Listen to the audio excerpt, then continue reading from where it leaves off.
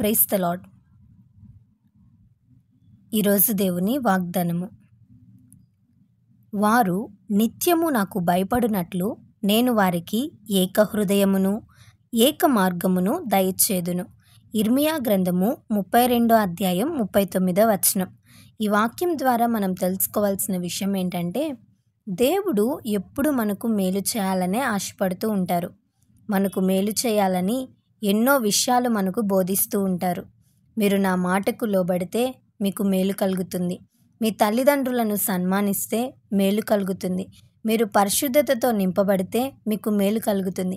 ఇలా ఎన్నో విషయాలను మనకు నేర్పిస్తూ ఈ ఉదయకాల సమయంలో ఒక వాగ్దానాన్ని మనకిస్తున్నారు. అదేంటంటే, నేను మీకు మీ సంతానమునకు మేలు చేస్తాను. అయితే మీరు నాకు భయపడినట్లుగా మీకు ఏక మనస్సును ఏక హృదయాన్ని కలుగజేస్తానని చెప్తున్నాడు.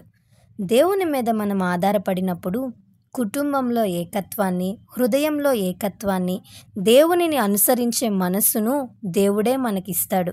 ఎజ్రా కాలంలో దేవుని ప్రజలైన వారు చెరలో నుండి బయటకు రప్పించబడుతున్న సందర్భంలో యెరూషలేమునకు ప్రయాణం చేయాలనే విషయానికి వారందరూ ఏకీభవించి సమకూర్చబడ్డారు.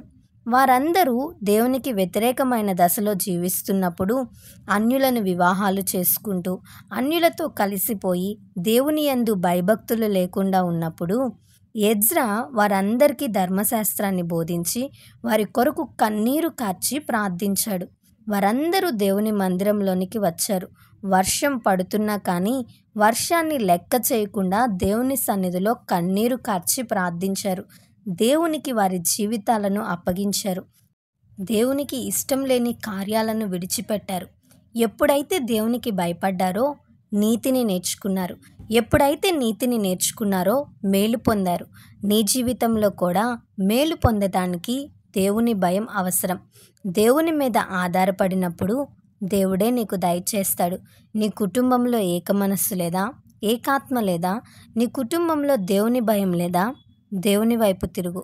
దేవుని మీద ఆధారపడు. కుటుంబంలో ఏక మనసునిస్తారు, సంఘంలో ఏక మనసునిస్తారు.